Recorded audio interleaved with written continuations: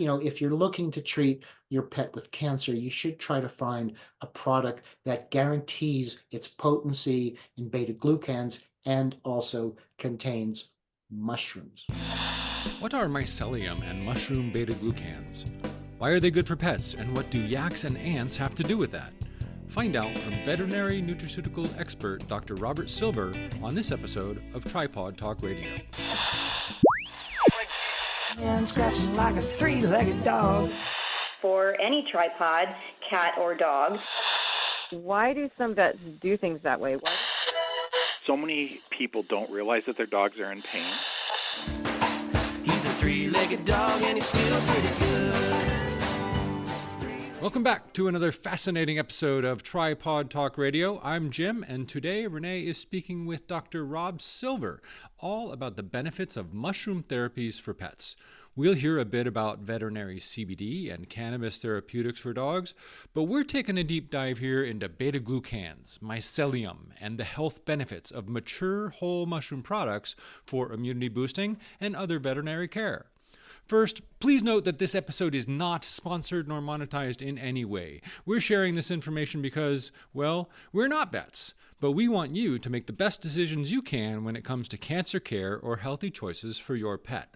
And Dr. Robert Silver is with us providing facts based on clinical studies, along with a few anecdotes and fun stories. For instance, we'll find out what yaks and ants have to do with mushroom propagation. After graduating in 1982 from Colorado State's College of Veterinary Medicine, Dr. Silver established one of the first integrative vet clinics in the USA, in Boulder, Colorado. Since then, he has become nationally recognized for his expertise in veterinary herbal and nutraceutical medicines, medicinal mushrooms, veterinary CBD, and cannabis therapeutics.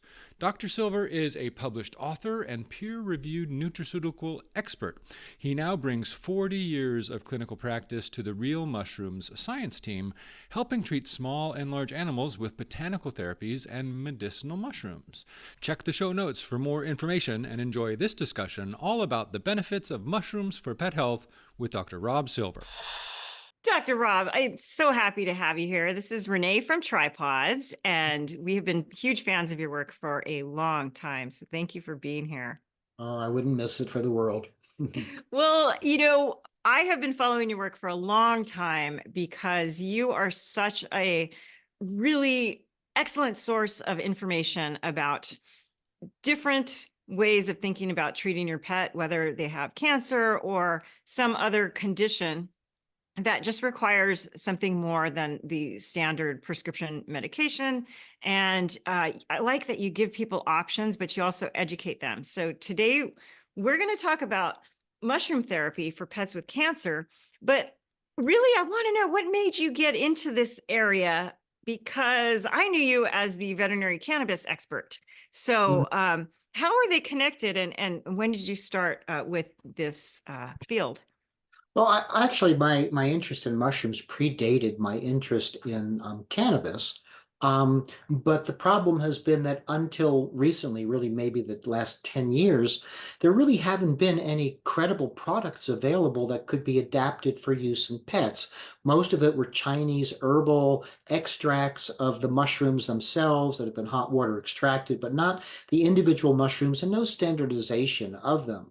So my time with RX Vitamins was a good time. I created a lot of great products, and I explored cannabis and CBD and launched the first CBD product with veterinarians there.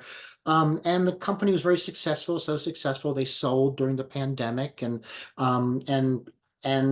we couldn't come to an agreement as far as my staying on with them, so I moved on. And I'm very aware of this incredible upsurge of interest in by pet parents, by people for themselves, with medicinal mushrooms, as well as with the psychotropic psilocybin. In fact, oftentimes when I tell people I'm working with a mushroom company, they kind of wink at me and go, "Oh yeah, those shrooms," but we're really not dealing with those kinds of mushrooms. So I had worked with the company I'm with now, Real Mushrooms, and their parent company, Namex, when I was creating a mushroom product for RX Vitamins a number of years ago. called RX Coriolis, and it's a very good product. And so aware of the because there's been a shift. CBD is not such a big deal anymore, but mushrooms are huge, and I always kind of go where the interest is. And so that's kind of what got me going with it. I went to Real Mushrooms. I said, "Would you like me to create a pet line for you, just like I did with RX vitamins?" And they said, "Yeah, we've been thinking about it. We were actually wanting to get started on it, but glad to have you join us." So I'm now with Real Mushrooms. I've been with them for two and a half years, developing products. We've got a lot more products in the pipeline. I have a partner in the pet space with me, Joni Camlet, who was 10 years with a company called Standard Process and another period of time with a Duco. So she's also very knowledgeable about mushrooms and supplements and pets. She's a vet tech. And so between us, we're doing just an incredible job of marketing, getting the word out there, getting on podcasts, going to conferences, going to these pet expos that are being put on by Dr. Judy or other places like that, to get the word out and to promote the sale of our products, because we believe that the quality of our products surpasses anything else in the marketplace. That makes me feel so good to know the backgrounds of the folks that are involved in this. I hear the name Standard Process quite a bit in our community. And the reason is just because so many of our members join us because their animal has lost a leg to cancer, and they're looking for supplements. They're looking for ways to treat their pet and help them. And I knew that mushroom therapy was a thing, but I didn't know really why or how it helped. And also, I'm not sure about studies and the research behind it. So I was hoping you could kind of dive into that with us today.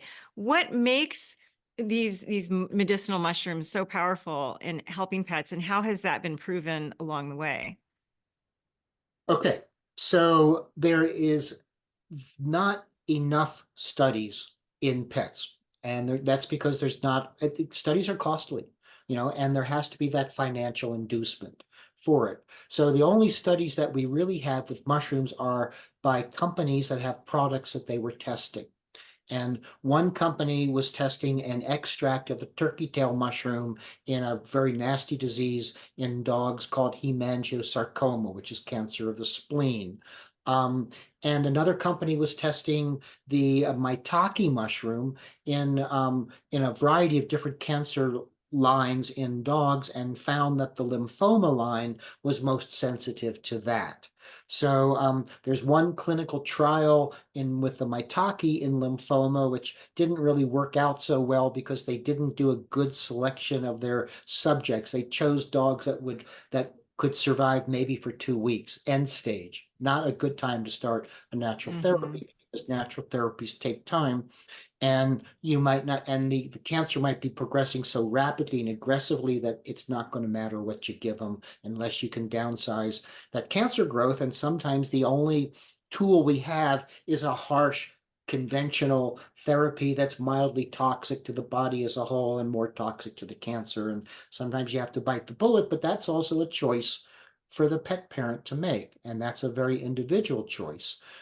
That's based on their belief system, their religion, a whole host of decision-making factors that as a veterinarian, I would help them to make that decision, but I would never make that decision for them. Yeah, So, it's a tough one for sure. We went with a mushroom therapy product long ago with Jerry when he had osteosarcoma, and it, we think it helped. We don't know. Honestly, we just don't know. We did live 2 years past his original diagnosis, which is pretty remarkable for osteosarcoma. So yeah, so we really feel like, hey, if it worked, great. That's a bonus. yeah. And we have had some members use turkey tail quite a bit because of, I think it was a Cornell study that you were referring to. Pennsylvania University. Oh, UPenn. Okay. Actually, Yes. there's 2 studies in the turkey tail mushroom extract in hemangiosarcoma, both of them published through the University of Pennsylvania. And here's how the deal works. A company, a researcher in China created a unique extract from the mycelium of the turkey tail mushroom that was growing in a liquid culture. And from this, because the turkey tail mushroom historically has been the most powerful mushroom for treating cancer, and the pharmaceutical industry has found that they can take the mycelium and they can cultivate it in liquid culture and they can extract from it single molecules, which is what the basis is of most science wants to have one single molecule to measure and study because it's clear what the results are.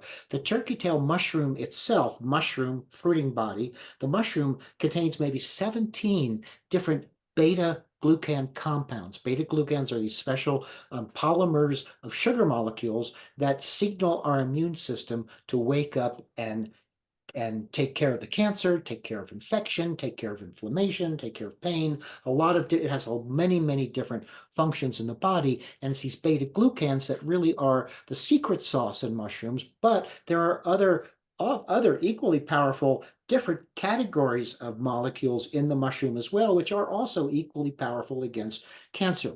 So getting back to the story, so they were able to extract the single beta glucan molecule that was enhanced with a little bit of a protein molecule attached to it, and they started using that for studies in the mid 1980s. And because it is a single molecule, all research since the mid 1980s on turkey tail really is on this extract called PSP. And the product created by this Chinese company that's for sale in the US that people are using for hemangiosarcoma, but also for many other types of cancer, including osteosarcoma, is called PSP. And the trade name of the product is called Immunity. And it's quite costly, maybe not as costly as chemo, and certainly not as costly as death, but nonetheless, it is a large animal, which oftentimes we see burdened with osteosarcoma anyway. It can be pricey, but for many people, price is not an object. Unfortunately, for some it is, and that's that's part of the inequity of the world we live in, unfortunately. The reason why they chose the mycelium of the turkey tail is because the turkey tail mushroom has been so powerful historically, but not in controlled studies like we now look at with the gold standard. Historically, anecdotally, culturally, it has been used for that, as well as other mushrooms like chaga, for instance, which grows up where you guys are in the North as well. I think that the turkey tail mushroom, and I actually have a case that I report in a book that I'm soon to be publishing called There's a Mushroom for That. I actually think that the turkey tail mushroom itself can be more powerful than this single extract because there's 17 different molecules, all of which hit it in a different way. Plus, the other ingredients that are in mushrooms are called terpenes. And you mentioned about the similarity between cannabis and mushrooms. And there's a big similarity because they both are powerful, they both are repositories of powerful ingredients, and many of the ingredients are of the same categories. Like in cannabis, we've got terpenes like linalool from lavender, which is calming, let's say, or from limonene from lemon, which is uplifting and antidepressive. But those are very small molecules, which is why we can smell them when we smell the marijuana. The pot is they're very volatile. In the mushroom, they're very large terpenes that aren't volatile, that are actually extracted through a hot water extraction process. And these terpenes also have anti-cancer properties. So you take the beta glucans, you take the anti-cancer properties of the terpenes, and you just don't have one of each of them. You've got 17 of one, and you've got 20 of the other. So I think the turkey tail mushroom dosed appropriately, which is pretty freaking high for an animal, I think will have equal success. I have this one case of a dog with hemangiosarcoma, and hemangiosarcoma, they remove the spleen because it's diseased and it keeps hemorrhaging and bleeding into the belly. Kind of like they remove the leg to remove the pain with osteosarcoma. Generally, by the time they remove the spleen or they remove the leg, the metastasis has already happened anyway. This dog, the owners refused to do the surgery to remove the spleen. I've never had a case like that before because the spleen's like a time bomb. But their thinking was, if the dog only has a month or two to live, why should we subject it to this very, this surgery? And I think you get the same questions when you talk about, osteosarcoma and amputating. I recommend amputation in osteosarcoma because it takes the pain away, unless you have an alternate way of relieving that pain, because I think the pain is big and they suffer with that. At the same time, there's some thought that maybe amputating increases the risk of metastasis. I've heard that as well. I just haven't seen the controlled studies that support it, but there is that question mark, So the dog, I put the dog on a huge dosage of turkey tail from real mushrooms, and we standardize our mushrooms to the beta glucan content, so you know how to dose it and to get the kind of potency. I also put the dog on cannabis. I put it on THC and CBD together for their anti-cancer properties, and a number ketogenic diet and a number of other anti-cancer efforts. And for this dog, vitamin D, so on and so forth.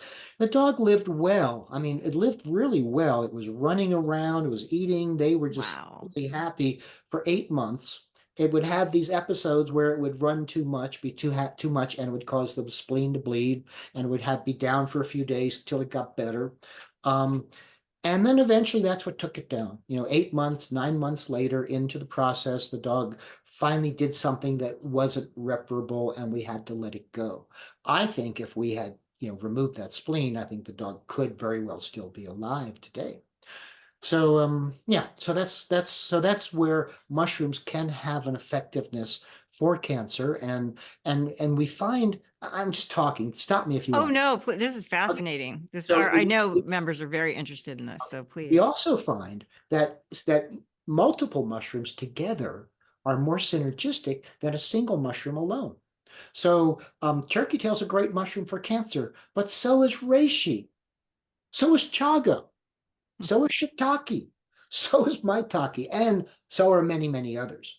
So what Real Mushrooms has done is to take those 5 that I've just mentioned, the 5 most researched mushrooms for cancer, and put them into one formula they call it the 5 Defenders, which is our single most popular mushroom product. I have to say, I was really impressed with the Real Mushrooms information that they have on their website. I downloaded their ebook, and it's the pets one.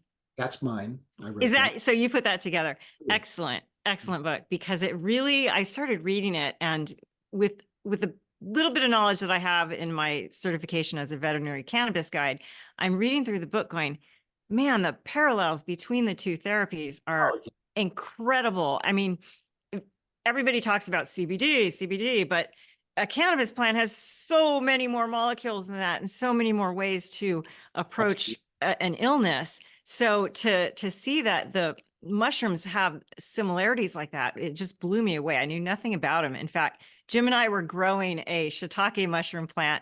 Nice. The last couple of months, we got one for Christmas, and we were playing around with it. And the whole time I was thinking, can my Nelly eat this? I had no idea. And I see in the download book, you put a bunch of really cool recipes in there for people to try. How did you come up with those? Well, some of those were shared with me by a Canadian woman named I've forgotten her name, but some of those were shared with me by her. She's been big in doing that. She has the Blue Sky Foundation up there in Ontario, which provides support for cancer families, cancer patient families at the Veterinary College at Ontario. I'm gonna look them up. Suzie Bieber, Suzie Beber, and she's got a website. You can search for her that way. She's done some wonderful philanthropic work for pets with cancer. She was stimulated by her own golden retriever's cancer that happened at the same time as her father had cancer, and they both. Whoa. Yeah, so it was traumatic for her. She's experienced her own medical issues through her life, but she's doing a wonderful job. So yeah, she shared those recipes with us. And we're, and the company itself, Real Mushrooms, we're big on eating mushrooms. We're big on foraging mushrooms. And so we publish, on our blogs, on our newsletters, recipes, things like that. It really is the company's offerings in terms of their education, in terms of their blogs and information, their recipes. It really is, they're one of the largest companies in the world that does this, quite frankly. And I'm really happy to be with them because it gives me so many resources to work with and allows me to touch so many more lives with my message. Yeah, and that you are for sure. Mushrooms also got really interesting to us when we came out to Alaska because we had no idea that Alaska has so many varieties of mushrooms. And Oh, yeah. we came up here in the fall and we're just walking through the forest and there's mushrooms growing everywhere. And so I'm super excited that you're doing this because I really, really value what you've done for the pet community. Mhm. And I'd like to know what should we be looking for in a mushroom product? What makes real mushrooms stand out from others that that they may not have? What kind of I'm ingredients and glad you asked things? the question because I wanted to talk about this. Yeah. There are two methods right now in the industry for creating a fungal product. And I say fungal product because one product contains nothing but the mushroom. And the mushroom is that stalk and the cap, or that turkey tail growing on the tree or whatever. That's the mushroom. But underneath the mushroom is something called mycelium. Mushrooms have a life cycle. It's a 3-part life cycle. It starts with the spores, which are like sperm and ova, which when they are released from the mushroom, they then germinate, and then they germinate into these little thin tubes, and one tube is a female, one tube's a male, or positive or negative. The tubes have to mate in order to create the mycelium. And then the tubes mate, create this mycelium, which is the vegetative part of the mushroom life cycle. And the mycelium creates all of these strong enzymes that digest the material they're growing on and nourish themselves through those digestive enzymes. Some of the most powerful digestive enzymes for human use come from fungi as well for that reason. So the mycelium has a lot of positive properties of its own. That's where we get that PSP, from the turkey tail, is from the mycelium. But these companies are growing their mycelium on grain. And so the difference is the PSP product was mycelium grown in liquid culture, so we can separate the two and extract the good stuff from it. In a mycelium grown on grain, you can't separate the mycelium from the grain, and the amount of grain in there dilutes the active ingredients. And it's established fact. There's peer-reviewed published articles on that topic. I even did a study where I pulled at random 10 products off the internet that were labeled for pets to contain turkey tail, and we analyzed them to see if they contain mushroom or did they contain grain starch, because that would be mycelium that had grown on grain. So many dogs avoid grain for whatever reasons they might have. And we're using a mushroom if it's a cancer patient because it has potency against cancer. So why would you take a product that is not a mushroom, or maybe only has 1 or 2 little mushrooms in it, less than 0.5%, that doesn't have the same potency if you're wanting to help Right. your poor pet with cancer. So that's why it's important to look at the mushroom label on the bottle and make sure it doesn't say anything like mycelium or biomass. When they say biomass, what they mean is grain that the mushroom Oh. grew on. So there may be some medicinal value to the mycelium that grows on grain, not just because of what's in the mycelium, but also because the actual digesting of the grain creates these secondary metabolites. We call that a postbiotic. You've heard of prebiotics Yeah. and probiotics. Well, a postbiotic is the killed fermentative organism and all the secondary metabolites that are derived from the substrate. And it does have value, it does have medical value, but it's not a mushroom. And I don't know how to treat cancer with postbiotics, but I know how to treat cancer with mushrooms. So, I don't want to malign other companies. We all live in the same world. I'd like us all to be friendly. But I think, if you're looking to treat your pet with cancer, you should try to find a product that guarantees its potency in beta glucans and also contains mushrooms. Actual mushrooms. Is there any kind of lab testing that we can look for, like a COA for a cannabis manufacturer?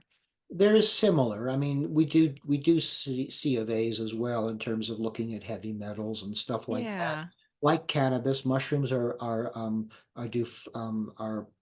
phytoremediators. They concentrate materials they bring up from the soil. So yes, it's important to do those kinds of things. We cultivate our mushrooms and have been cultivating them for the last 30 years with under USDA organic standards in China.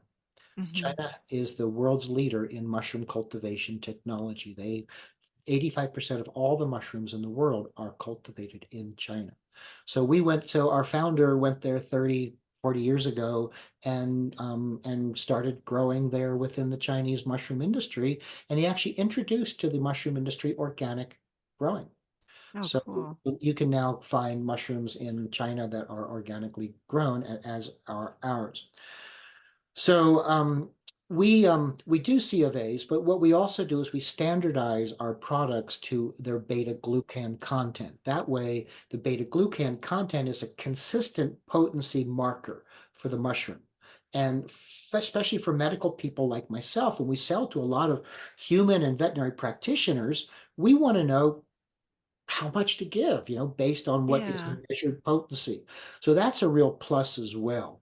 And when you look at the beta glucan content of a mycelium grown on grain product, you're going to get probably somewhere on the range of 2 to maybe 10% top beta glucans. When you look at mushrooms, you might get as low as a 10%, but usually it's more like 15 to 20% to as high as 40 to 45% beta glucans. If you measure digestible starch, which is what I did in my study, I measured the beta glucans and then I measured the digestible starch, which would indicate there are grain starchy starch in there. You're going to get 2 to 5% digestible starch in a mushroom. You're going to get probably you know, 30 to 60% starch in grain. We have one analysis Wow. actually had 66% digestible starch and 1.8% beta glucans in a very, very popular brand of mushroom, although it's a mycelium on grain product that probably many pet owners are buying and giving to their pets that they think is going to be good for their cancer. And I Hmm. don't know that it would be because I don't really know how these postbiotics work on cancer. Thank you for explaining that. Yeah, it's a bit Oof. complicated and technical, but I think it's important to know because it's all about product selection. And I can keep it easier for your Yeah. viewers is just go with real mushrooms we because we're the best. Yeah, I know you wouldn't be there if you didn't truly believe that and have, found that they've proven it. And I looked at all of their backgrounds and was just really impressed with the scientific knowledge in that Yes. company. Yeah. Now, can mushrooms conflict with any therapies like chemo? We hear from a lot of oncologists that a pet parent should not do any kind of nutritional changes during chemotherapy. But can you elaborate on that question a little bit? Yeah, oncologists have a very special task, and so they oftentimes tend to be a little more protective of their patient if they don't really know what something is going to do to a treatment that they know what it will do. They've Hmm. got, scads of statistics about what any given treatment will do for a patient who presents in a certain way, and they base their treatment decisions on those statistics because they can figure, that the future will recreate the history, in terms of that. But the reality is, when you look at the evidence, there are most of the studies out there that show mushrooms being used with chemotherapy show that mushrooms improve the outcomes with chemotherapy. Likewise with radiation, they don't interfere with it. There's a big concern with oncologists that antioxidants could possibly interfere with the effectiveness of the chemotherapy agent or of the radiation. And there's no evidence in literature that I've been able to find that supports a problem with the use of mushrooms concurrently with radiation or chemotherapy. In many cases, it'll improve how well they do. Plus, mushrooms, the beta glucans in mushrooms have a direct effect on stem cells in the body, particularly stem cells in the bone marrow. And we know that radiation and chemo are going to kill the stem cells in the bone marrow or reduce their numbers because chemo and radiation typically attack cells that are rapidly dividing, and stem cells are actively dividing. So beta glucans actually stimulate more stem cells to grow. So when you wind up having anemia or a really low white count secondary to the chemo or secondary to the radiation, mushrooms can help restore it to normal levels. Now, if you have them on the mushrooms to begin with, you're not going to get as much destruction of the stem cells either. So mushrooms have a lot of value that oncologists need to wake up to. Many oncologists are good with it. Veterinary oncologists, and if any are listening, I love the entire profession. I'm kind of an oncology wannabe, but it's understandable how selective you are in what your recommendations are. And in particular, I think in the veterinary realm, there just hasn't been as much evidence as there has been in the human realm that allows human oncologists to be more supportive of the use of mushrooms than veterinary oncologists. Good point. I know many human cancer patients who have had mushroom therapy as part of their protocol when going through chemo. So yeah, that's a really great point. What about dogs with liver or kidney issues? Can mushrooms impact that at all? Yes, they can in a very good way. Oh, good. Yes, and there's a great deal. There's a great urban myth out there that mushrooms somehow have hepatotoxicity. Oh, Not yeah. true. Mushrooms, That. and kidneys as well. Not true. Mushrooms are very supportive. We look at a mushroom called cordyceps. Cordyceps is a parasite that lives on insects and parasitizes them. Maybe you saw that Netflix horror film about The Last of Us or something, where the cordyceps actually is attacking a human nervous system. But what the No. cordyceps do is the spore will live inside an ant, and somehow the mycelium takes over the nervous system of the ant and makes it climb all the way to the top of a bush. And at the very top of the bush, it clamps onto it with its jaw. And at that point in time, the mushroom explodes out of its head and out of its body and releases spores, because the mushroom's survival is dependent on the dissemination of spores. And that's why you see so many mushrooms up trees, because when they release their spores, they get disseminated widely by the wind. Mushrooms that grow on the ground oftentimes are disseminated because animals eat them, and then the spores are very resistant to degradation. They poop them out and they grow somewhere else. And sourced with the poop, they have their own nutrition as well. So the cordyceps, I digress. The cordyceps Not mushroom at all. That's fascinating. Keep has going. been shown to be very supportive of kidney function and lung function. We know that it's good for asthma.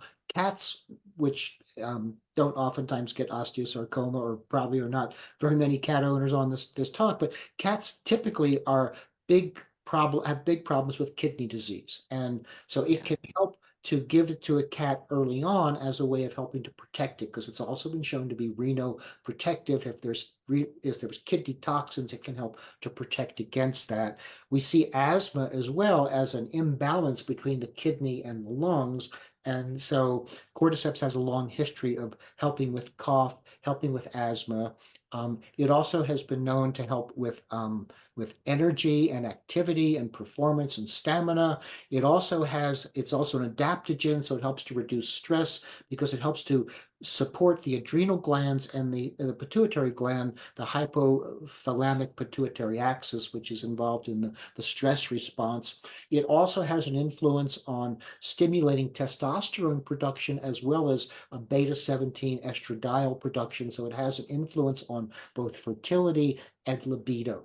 So, Wow. so the wild cordyceps that grows on the steppes of Bhutan, Tibet, and Nepal is wildcrafted and collected. You have to crawl along the ground to see the little monkeys coming up. They're selling that for $15,000 to $20,000 a kilo because it's considered to be an aphrodisiac, and because of its effect on testosterone, it probably is.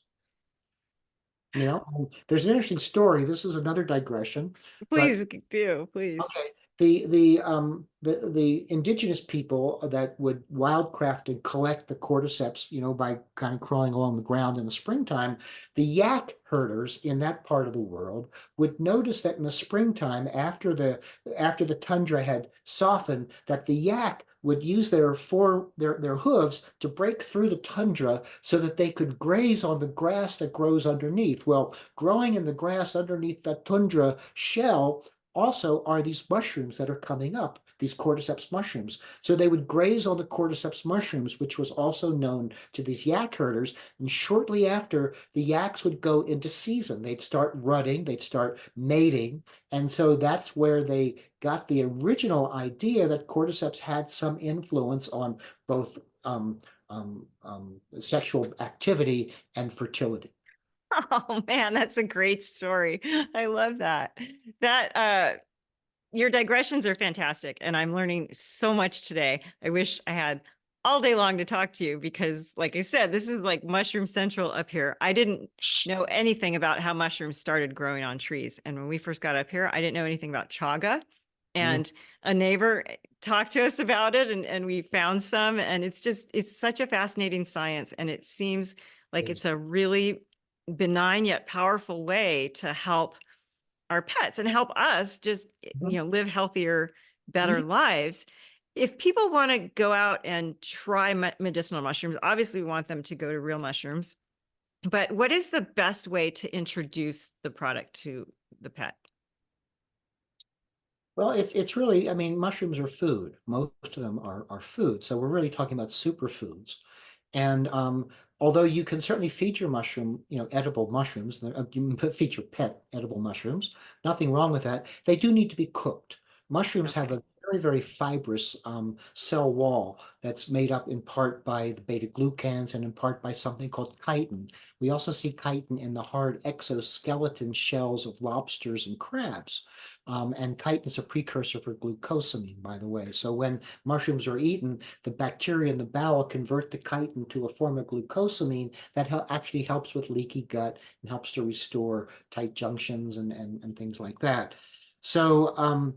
So you can cook them. You need to cook them at least for 15 minutes. Best if you make like a stew or something like that to kind of boil them or keep them at nearly boiling temperatures for a couple of hours to break down the cell wall. I like to dice them up really small when I'm cooking them so they cook through more thoroughly. And they're kind of slimy when you eat them. So if they're smaller, they're, I think, better digested. But in terms of starting an animal on a mushroom, if it's just for wellness, I would go with a blended product that would have multiple mushrooms in it, like the Real Mushrooms 5 Defenders. And the Real Mushrooms 5 Defenders comes in a capsule form.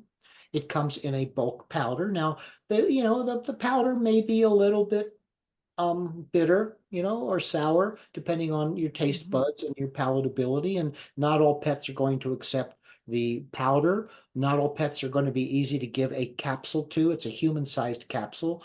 We also have smaller sized capsules for pets. We've got pet labeled bottles, but for large dogs, you'd probably want to use a larger capsule, or you'd want to see if they would take the powder. So if you're not treating them for wellness, but for cancer or something, that way you can escalate the dosage.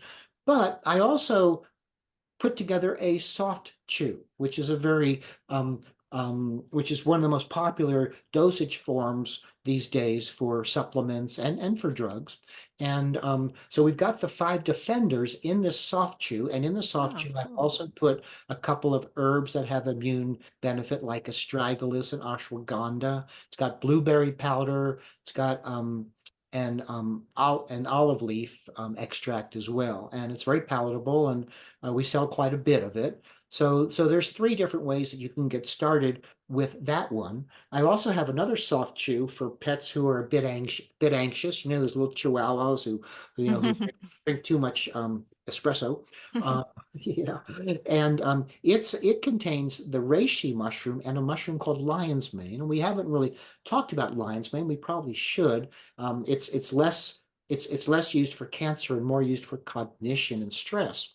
But the relaxed mushroom chews have the lion's mane and the reishi, but I've also put some amino acids that are calming in it, like tryptophan and theanine and taurine.